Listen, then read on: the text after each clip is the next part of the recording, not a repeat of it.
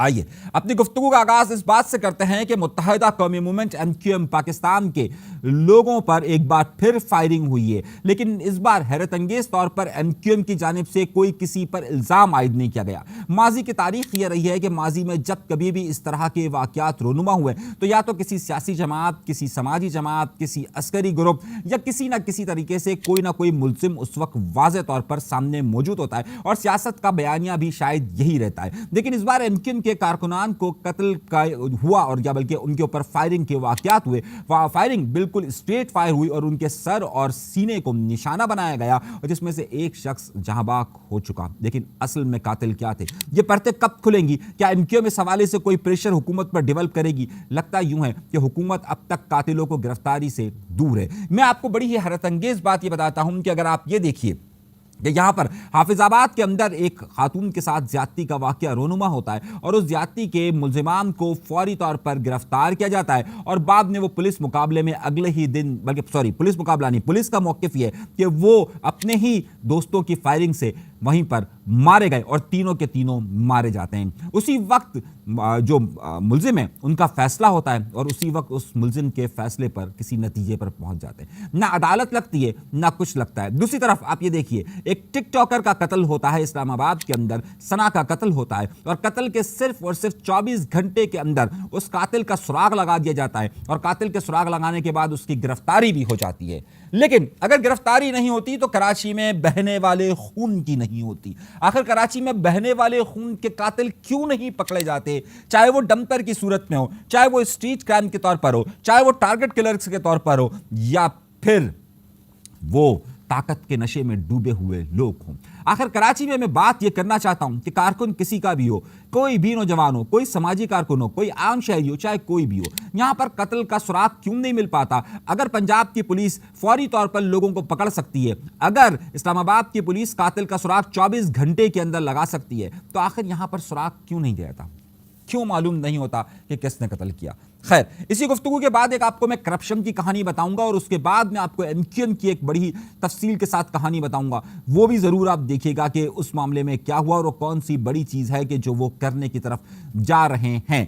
आइए एक और सवाल की तरफ और एक करप्शन की आपको अंधी कहानी मैं बताता हूं और वो करप्शन की कहानी है कस्टम के साथ मुंसलिक है। आपने लोहे की शीट्स देखी होगी, बड़ी बड़ी शीट्स। ये बड़ी बड़ी शीट्स जो इस्तेमाल की जाती है, इन बड़ी बड़ी शीट्स के साथ ही बड़ा खेल होता है, छोटा मोटा नहीं। सिर्फ 2 कंसाइनमेंट के अंदर 30 करोड़ का टैक्स चोरी किया गया। कितने का? 30 करोड़ का टैक्स चोरी किया गया। और ये बात मैं नहीं दावा कर रहा, बल्कि ये दावा कर रही है वो 2 एफआईआर जो कि कस्टम हुकाम ने दर्ज किए। कस्टम हुकाम ईस्ट की तरफ से ये दर्ज की गई है। हैरत अंगेज तौर पर धोखा किस तरीके से दिया जाता है, इस बात को देखिए। पाकिस्तान में जो प्लेट्स आती हैं, जो लोहे की बड़ी बड़ी प्लेटें होती हैं, उसमें एक प्लेट आती है जिसे कहा जाता है सेकेंडरी क्वालिटी इलेक्ट्रोलाइट प्लेट्स।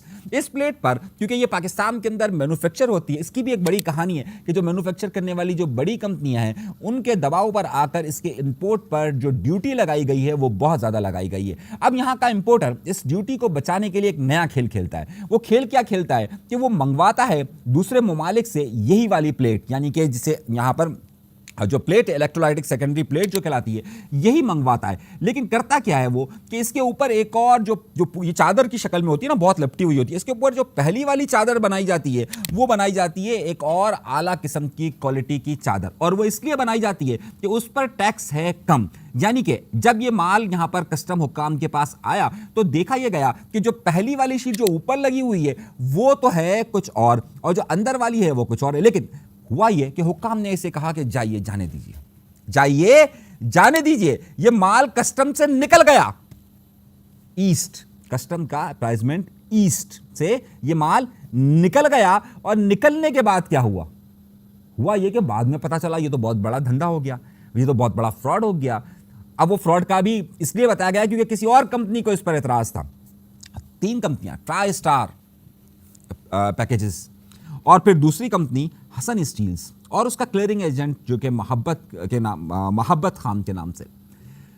अब आप देखिए कि हो क्या रहा है इस मुल्क के अंदर। यहां गरीब को पीस कर रख दिया गया है, बिजली का बिल निचोड़ कर रख दिया गया है और यहां पर करप्शन और धांधली का उनसर यह है कि जनाब वहां पर ये सारी चीजें मौजूद है। एक और फातिमा वेयर हाउसिंग कंपनी है, वहां पर भी एक मामला किया गया। मगर हुआ क्या? हुआ ये कि जो एफआईआर दर्ज की गई, जरा पूछिए उसके बाद अगर इतनी बड़ी करप्शन का मामला हो तो उनके साथ क्या किया जाता है। यहां पर आप बिजली का बिल 1 महीने ना दे तो केई वाले आपके बिजली का बिल काट देते हैं। असल मसला यहां पर हुकूमत रोती रहती है हमारे पास टैक्स जमा नहीं हो रहा, हमारे पास टैक्स जमा नहीं हो रहा। एफबीआर और कस्टम को क्यों जाकर नहीं देखती? मैं आपको क्या उन अफसरान के नाम बताऊं जिनके नाम मैं जानता हूं?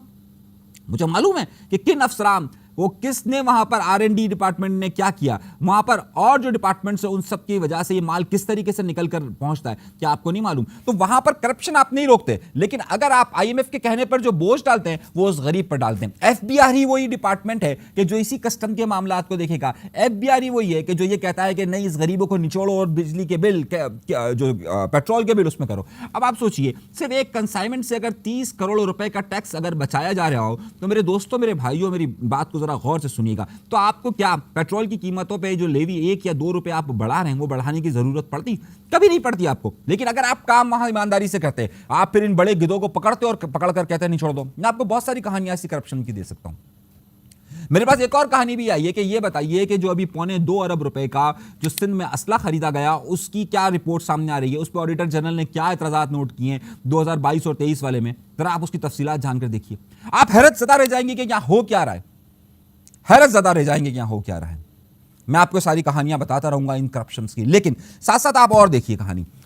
आप पाकिस्तान पीपल्स पार्टी यहां पर बहुत खुश हो रही है, और यह खुशी की बात यह कि बिलावल भुट्टो ज़रदारी जिस तरीके से तकरीर कर रहे हैं, देखिए उनका इंटरनेशनल इमेज क्या बन रहा है। अब कुछ भी हो जाए, अगला वजीर आजम होगा बिलावल भुट्टो ज़रदारी। दिल्ली दूरस्थ मेरे भाई, दिल्ली दूरस्थ। यह तवक्कुआत की जा रही है कि बिलावल भुट्टो ज़रदारी को यहां पर एक बड़ा ऑफिसर बना दिया जाएगा, बड़ा ऑफिसर मान दिया जाएगा, और बड़ा ही जनाब यहां पर वजीर आजम का उनको प्रोटोकॉल मिलना शुरू हो जाएगा।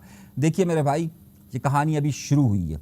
अभी जब शुरू हुई है तो इसका अंजाम आगे चलकर आपको मालूम होगा, लेकिन ये सब होता हुआ नजर नहीं आ रहा। अलबत्ता तहरीक इंसाफ को और मोदी को एक नया रहनुमा मिल गया है। अब आप सोचेंगे नया रहनुमा कौन मिला है?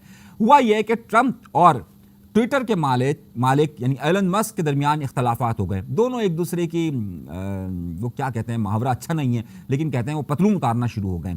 अब जब पतलून उतारना शुरू हो गए, वहाँ एलन मस्क ने कह दिया कि एक नई सियासी जमात की ज़रूरत है। वही पाकिस्तान के अंदर ये दोनों सियासी जमातें घटिया हो चुकी है, हम नई सियासी जमात बनाएंगे, और फिर खान साहब की लॉन्चिंग हुई। तो इसी तरीके से यहाँ पर कहा जा रहा है कि ये दोनों जमातें खराब हैं, और अब जो है वो नई पार्टी लॉन्च की जा रही है। अब इंडिया के अंदर क्योंकि ट्रंप ने तो उसका बेड़ा गर्क कर दिया था, ट्रंप तो कह रहा था कि मैंने सीज फायर करवाया है, यहां तक कि उन्होंने ये कह दिया सीज फायर नहीं, बल्कि अब तो वो लोग ये कहने लगे हैं कि यहां पर जो है वो आपने सरेंडर कर दिया।